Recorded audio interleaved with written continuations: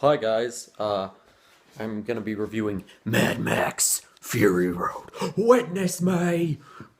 Witness me! Shiny and chrome, the streets of Valhalla.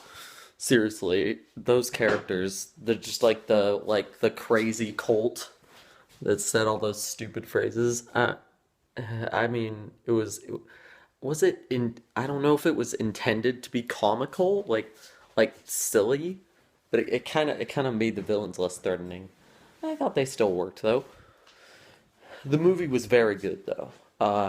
Action movies aren't really my thing. Like they don't leave that much of, like I don't like to rewatch them over and over again. They don't leave that much of a lasting impression on me. Like I saw Mission Impossible, Rogue Nation, and Spectre, but I didn't put out a review of either of them because I didn't feel like I had much to say about them. Because like they were okay, but they left no, or well, Spectre was okay. Mission Impossible was really solid, but neither of them left all that much of an impression on me. This movie left more of an impression, which is why, like if you're an action movie fan, I'm not really. I mean, I find them enjoyable, but it's not my favorite genre. But if you're like an action movie fan, or like a car movie fan, like movies with cool vehicle and stuff, uh, this may be one of your top 10 favorite, or just like one of your top favorite films in the past like 10 years. So I can see because the internet, the best movie of this generation. I don't agree with that personally. I don't think it's very very good though.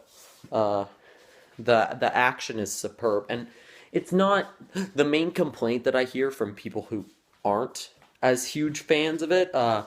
Is that it's all action. I don't think that's entirely true. There is a lot of substance there. Like, okay, so basically, Mad Max is in the outback, not the outback. Mad Max is in the post-apocalyptic world. He gets captured by this cult group. He escapes and rides with this woman, Furiosa, who's like escaping the group, and she's trying to find her home that she was taken from as a child, the Promised Land, or whatever it was called. I don't know. And she's also trying to save these the wives of the leader of the cult. His name is Immortal Joe. If you've seen the like ads or whatever, he's the guy. He's the guy with the mask. Ah, witness me, mediocre. And she's also trying to save his because he's got like a bunch of wives, and they that his and she's like it doesn't outright like talk about like abuse or anything like that, but it's like, what, he's a crazy cult leader. I doubt he's having a pleasant relaxed marriage with his five wives. But and one of them's pregnant, and what I liked about it is they get each of the none like they could have easily just made these five wives like just ooh pretty faces. In fact, the one of them, the pregnant one, the leader, it's the same actress that was in the third Transformers movie as like what's her face's replacement. For some reason I'm thinking Mila Kunis, but that Megan Fox's like replacement. But while in that she was like obviously just a pretty face because Michael Bay, man, Michael Bay does not make heroic female characters. This movie, like Furiosa is a cool character. Some might argue she's even more the star of the movie than Tom Hardy is as Mad Max. And then all the wives have their own like distinct personalities, which is good, and like they have their like little stories and side stuff, and they do take time. They do take time to like build up characters and stuff. Except for ironically, the main character Max gets very little like development.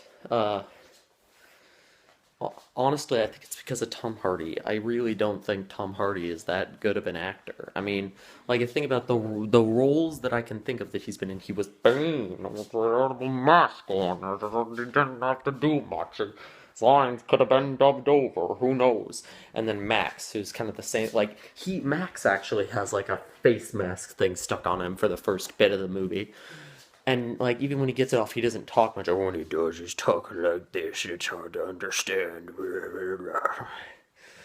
I kind of feel like he's like a. I mean, he works well in this in those specific roles where he doesn't have to do much outside of like move and stand and be tough. But I question his like ability to portray complex emotions and do like complex acting and stuff. So I feel like he's almost the vessel for the audience in the movie, like as they go through the crazy car race adventure. Which oh my gosh, the action is superb. Like I said, if you're a fan of action movies, this is as good as it comes. Practical effects, cool vehicles, a lot of, like when you stop and think about a lot of the action stuff, it really doesn't make sense. Like you've all seen this stuff in the promotional material, the guy with the guitar that like shoots flames, like that makes no sense. Like in a world where they're trying to conserve oil and fuel, building all that makes absolutely no sense practically, but god dang, it's so cool.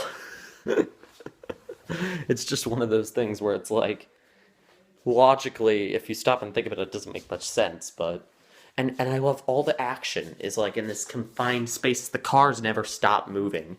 There's not really any crazy fight scenes just on the ground. Like they're all like constantly. The cars are moving. People are jumping from cars to cars.